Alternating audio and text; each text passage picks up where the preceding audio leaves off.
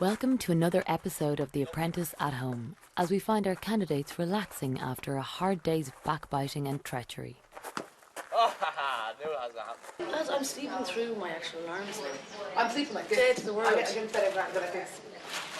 And I go in the morning, like I need to wake up in exactly the same position, but not sleep because I'm so like rigid. Dreams, boredom. Oh, I can't believe I was telling our production about your Spartan dream.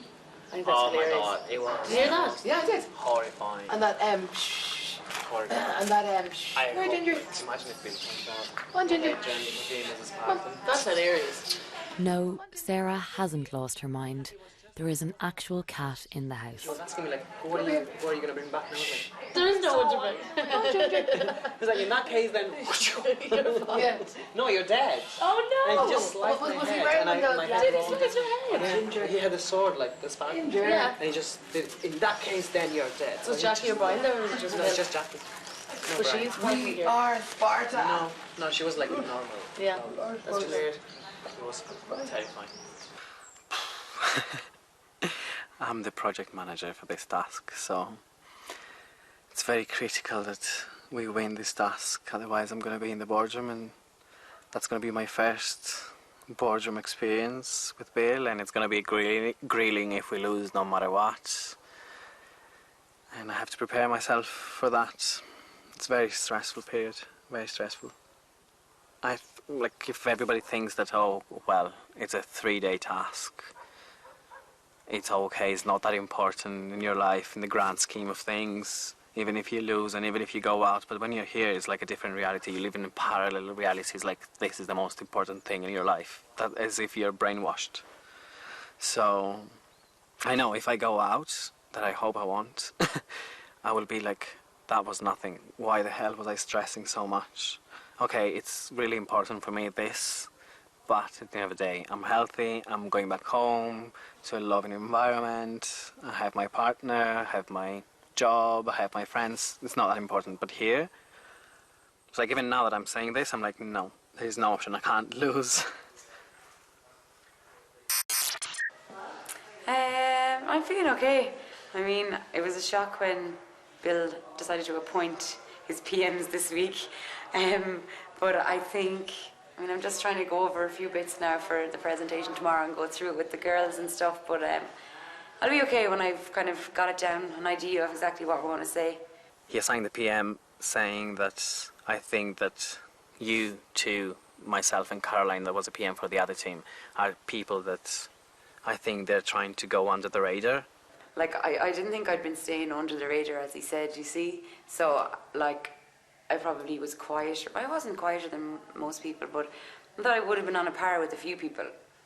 So I want to put you up as a PM to see what you're worth. So that's why for me, it's really critical that I win, because he said, I want to see what you're worth. So if I lose, it means that I'm not worth, I don't deserve to be here. I mean, there are people in here playing loads of tactical games, and I'm not into the tactics. If somebody starts lying for their own good, and if it in any way affects me or my team or the outcome of me or my team, then that'll get my goat up, and it'll get my goat up very quickly. But it's better to have a friend than an enemy, and certainly with me, because I'll drop you dead in the morning. So I'm here to get a job. I'm here to win the competition. I'm not here to make friends.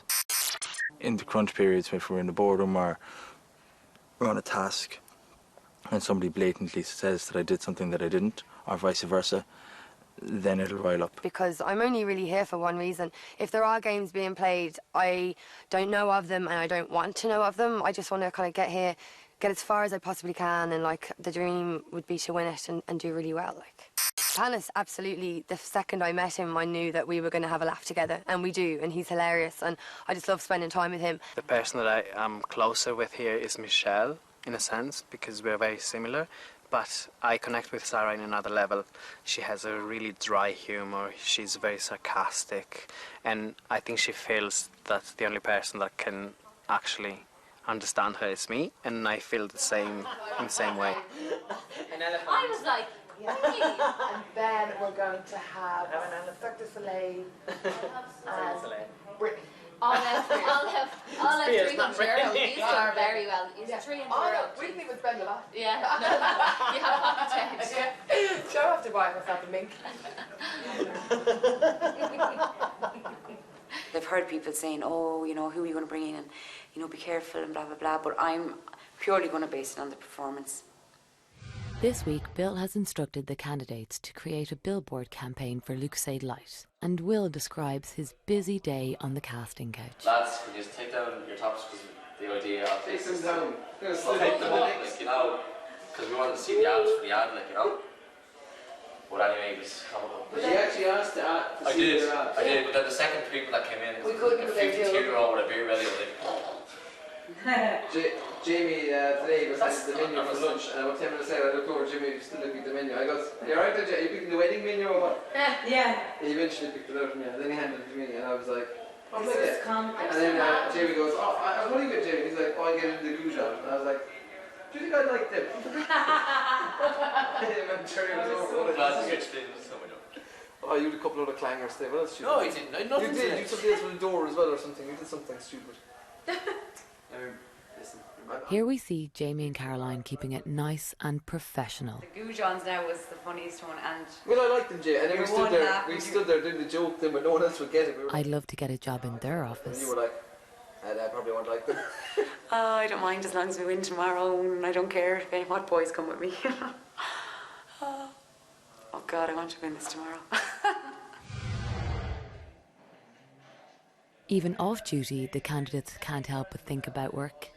Here they discuss the business model behind Coyote Ugly. There's a perfect idea to for the pubs market. Yeah. Perfect. Get the puppets in every time. Yeah, but it's just blokes then. Girls not blokes. Blokes will spend more money. Sorry, Yeah, but blokes blokes spend. don't want to go there. Then it turns. Yeah, but there's girls there. Yeah, but then it turns into a. Two boys, 2 bars. We'll have 2 bars, okay? Yeah. Okay, 2 bars. No, mentally prepare. I can't mentally prepare because even the boardroom experience, you don't know what's going to happen. You don't even know whether you have lost or you have won. You don't even know, even if you have lost, what does he think are the most important elements of that loss? Who he's going to put the blame more to. But I feel that I'm the PM, so I should have more part of that blame. Because even if people made mistakes, I should be able to see those mistakes beforehand and rectify them. Because ultimately he's in charge and I want him to win, I want him to do well. I don't think he can fault me on anything I've done, apart from, you know, okay, having a disagreement over an idea and me sort of saying, okay, every idea I've had has been shot, but that doesn't matter, but you can't criticise somebody for that. And really, I don't really care. I just, like, even for the presentation, for example, initially I wanted to add Dave to the presentation. And the only reason why I had to give it to Barry is because of the first day, you know, that all the strops he had about you're not taking me on board, or whatever I say, you shoot down, whatever. If you have 4 individuals raising their hands saying they want to be on the team that they want, as a manager, you would step aside and say, I knew I wanted to be like initially I wanted to be in the team. My problem was because Barry wanted to be in the other team. No, and that's again. And I knew that Michelle was in the other team. I was like, if I leave those two together, Michelle is really fiery.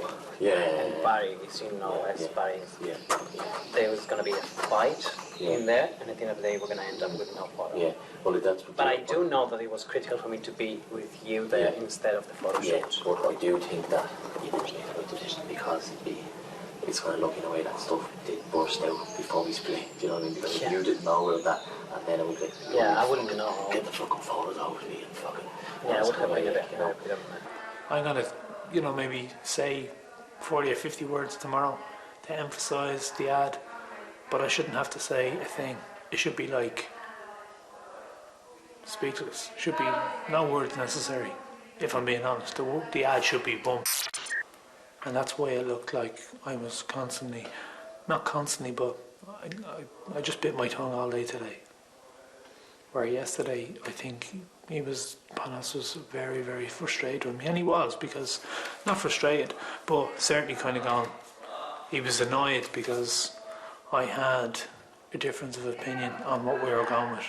You try to save the ship, but if there's a life jacket there, you need to just take it, you know? you need to kind of look. I have a family, and I want to make them proud. And you know, I learned to swim for a reason. That's a lot of metaphors. So I hope tomorrow I'm sipping champagne and not packing my bags. Ah, bless. Sleep well, Niamh, for tomorrow you get the chop.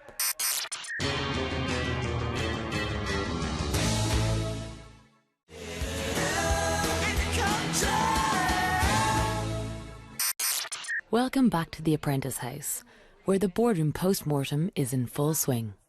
The losing team's project manager, Caroline, called in Niamh Humphreys and Ciara to face the music, with Niamh ultimately getting the heave-ho. I have to say that was a bit upset when I walked in and everybody just found that blanket at me and Caroline appeared. I even got shoved out of the way to give it all. Coming back was actually a little bit difficult. I suppose I'm probably not the most popular girl in class, so to speak.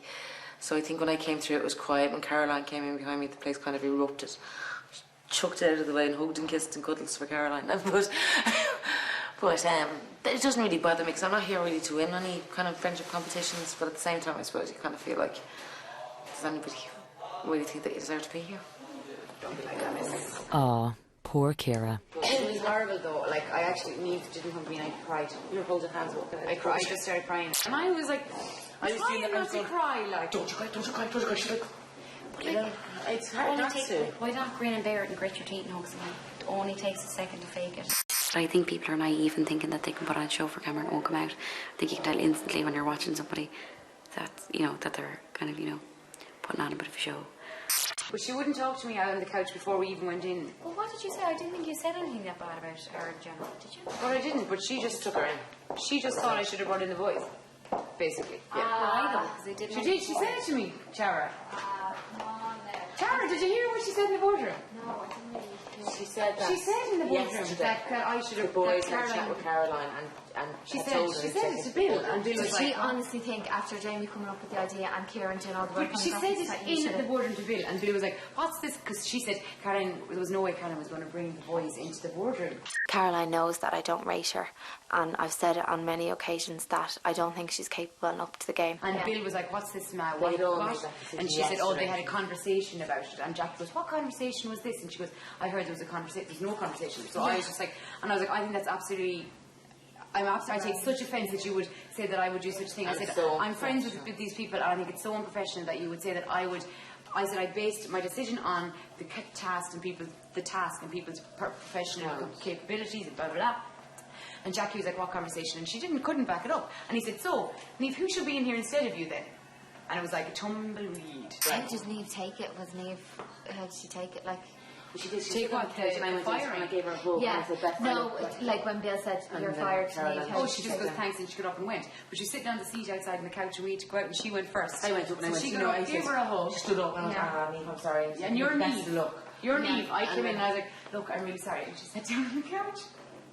I don't talk. That is so unprofessional. That's going to look let really herself bad on down. television. I think with this task, because I was PM the first time and I did the presentation in a second, I was worried this time, first of all, about coming across confrontational because there was a member in the team that it was kind of going, I could have gotten confrontational with. And I also kind of felt like I didn't want to take the limelight off everybody else because then it would be, you push yourself forward too much. And then, of course, there's the whole, you know, have I done enough now to kind of step back for a little while and let other people, let the numbers dwindle a little bit and then ramp back up again. Ciara seems to think just because she was winning PM in week one, it's bought her immunity and bought her a ticket to the final. Like, she is delusional. She won week one because we carried her. She lost week two because she was on our team, and she lost today again. And came back from the boardroom. I mean, I've really only got two other strong people to work with, people I trust, who are Jamie and Caroline. Najat, to a certain fairly substantial degree, I trust as well. I think she's much stronger than I